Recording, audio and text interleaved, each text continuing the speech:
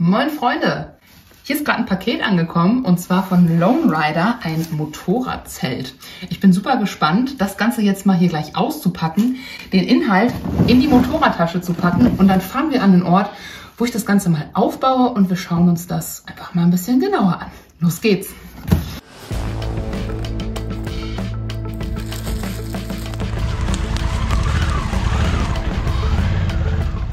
Das Lone Rider Motozelt ist in der Videobeschreibung verlinkt. Wenn du über ihn bestellst, unterstützt du diesen Kanal damit. Jo, top Platz hier.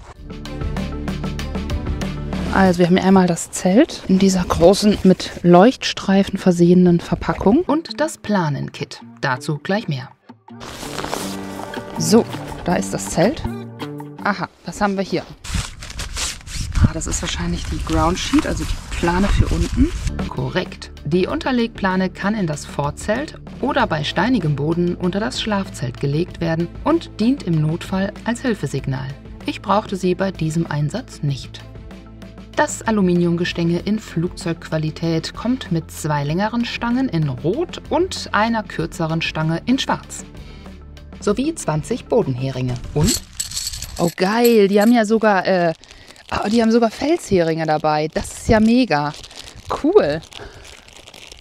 Sehr praktisch. Danke, Lone Rider. Ja, und hier noch so ein Reparaturset für die Stangen. Genau. Mitten auf dem Maulwurfshügel. Da wollte ich eigentlich nicht hin. Ich glaube, ich gehe so ein bisschen... Ach, wo ist denn hier der beste Platz? Tja, in der freien Natur ist gefühlt unendlich Platz. Ich campe hier wild. Da ich die Gegend kenne, weiß ich, dass ich damit niemandem auf die Füße trete und es hier ruhig ist, sodass ich höchstwahrscheinlich keinen unangenehmen Besuch zu erwarten habe. Besser da oder besser da? Na, ich glaube da. Aha, man sieht, da wo die schwarze Stange hinkommt, ist also schwarze Folie und da wo die 2 roten hinkommen, ist quasi rote Folie gekennzeichnet. Das ist ja ziemlich simpel. Hier stellt sich mir die Frage, wie herum stecke ich die Stange durch die Lasche? Die Stangen sind vorne und hinten gleich aus. Das heißt, das ist egal. Das ist wie irgendwie alles an diesem Zelt selbsterklärend. Am Ende der Lasche ist der Stoff nochmal verstärkt. Stange Nummer 1 ist drin. Jetzt kommen Stange Nummer 2 und 3.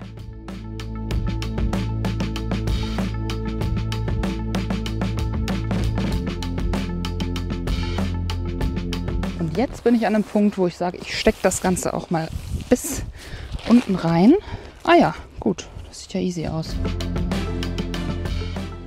Zeit für den Einsatz der Heringe.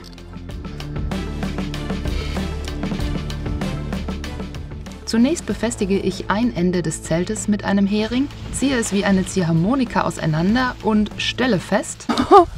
Das ist wirklich ein großes Zelt. Ich habe jetzt mitten auf dem Maulwurfshügel mich aufgestellt. Toll. Spoiler, der Maulwurf kam mich in dieser Nacht nicht besuchen. Lediglich eine kleine Maus wuselte und raschelte außerhalb des Innenzelts herum. An der Vorderseite befestige ich das Zelt mit 2 Heringen. So, da steht das gute Stück. Ich habe jetzt, damit es jetzt erstmal steht, nur 3 Heringe reingemacht. Ja, sieht doch gut aus. Das Zelt kann durch mehr Heringe und Leinen zusätzlich abgespannt werden. Das Vorzelt punktet mit 3 großen Eingängen, die sich ganz einfach öffnen und fixieren lassen.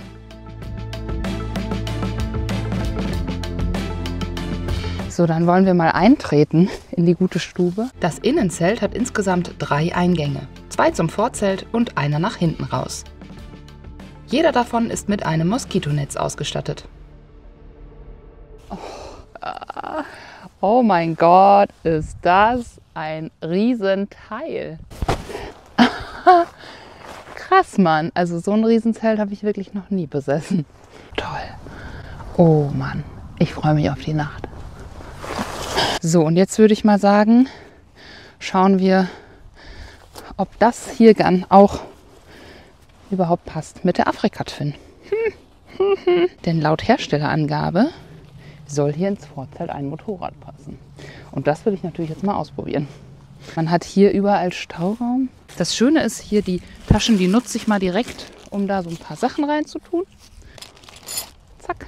Also sowas hier kann man einfach hier reinpacken.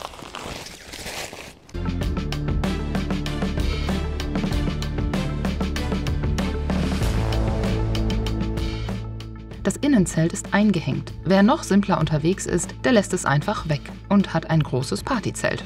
Nein, zurück zum Ernst des Lebens. Platz bietet das Lone Rider Moto Tent auch mit Innenzelt. Sogar so viel, dass eine Reiseenduro wie die Afrika Twin darin gemütlich stehen kann.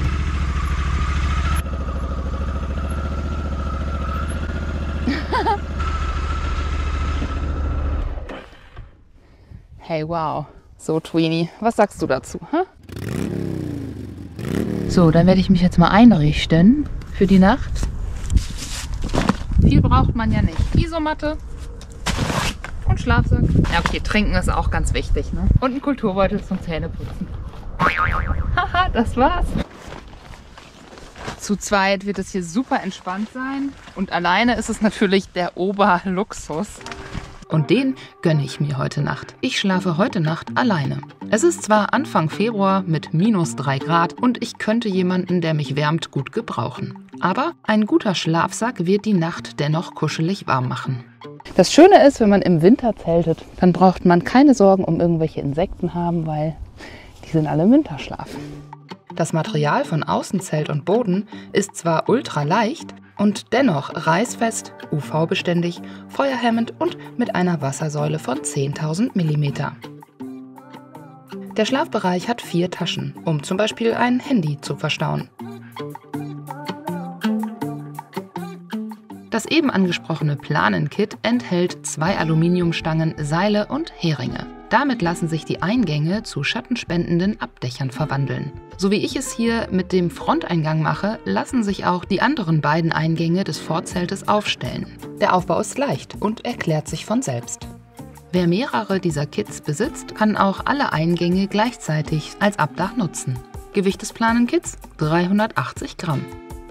Sehr positiv finde ich jetzt beim allerersten Aufbauen, ohne dass ich mir nur irgendwas darüber durchgelesen habe bezüglich Aufbauanleitung oder sowas. Ich habe es halt einfach direkt alles ziemlich easy gecheckt. Dicker Daumen hoch an der Stelle an den simplen Aufbau dieses Zeltes. Sehr, sehr positiv, meiner Meinung nach. Ich mag es immer gerne einfach und schlicht und das ist es. Und welche Maße hat das Motorradzelt? Laut Herstellerangaben beträgt die Gesamtlänge 4,15 Meter. Die höchste Stelle ist 2 Meter hoch, 1,30 Meter ist der Garagenbereich lang und 2,40 Meter breit.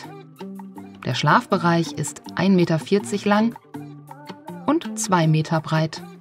Der hintere Teil der Kabine ist 1,70 Meter hoch. Genug Platz. Das Gesamtgewicht inklusive Gestänge, Außenzelt, Innenzelt, Erdnägel und Bodenplane beträgt 6 Kilo und 42 Gramm. Braucht man so ein großes Zelt? Ich bin ehrlich, die Afrika Twin so nah bei mir zu haben, schenkt mir das Gefühl von Gesellschaft. Ein beschützender Bodyguard, der wie ein Schild vor dem Eingang zum Schlafgemach steht oder so ähnlich. Im Zelt stehen zu können, ist schon ein Riesenfaktor, was die Bequemlichkeit betrifft, besonders im Alter. Aber ich bin ja erst Anfang 20. Ja. Das war jetzt nur ein kleines erstes Hineinschnuppern in die ersten Gedanken und Infos zu dem Zelt. Das Jahr hat ja gerade erst angefangen. Das heißt, das wird jetzt die nächsten Monate noch öfter in den Einsatz kommen. Und da werde ich sicherlich meine Erfahrungen sammeln. Und die teile ich natürlich auch wieder in einem Video mit euch. Also unbedingt den Kanal abonnieren, die Glocke hier drücken und den Daumen nach oben natürlich auch sehr gerne, da freue ich mich. Und ihr unterstützt mich damit. Natürlich könnt ihr auch gerne Mitglieder hier werden auf dem Kanal. Und ansonsten, Freunde, genießt das Leben und wir sehen uns bald wieder. Ich freue mich drauf. Ciao! Und dann werden die Schotten dicht gemacht. Gute Nacht! Wenn dich das Zelt jetzt auch so überzeugt wie mich, dann weißt du ja, wo du es findest, unter diesem Video. In diesem Sinne, wir sehen uns dieses Jahr irgendwo auf dem Campingplatz oder in der Natur.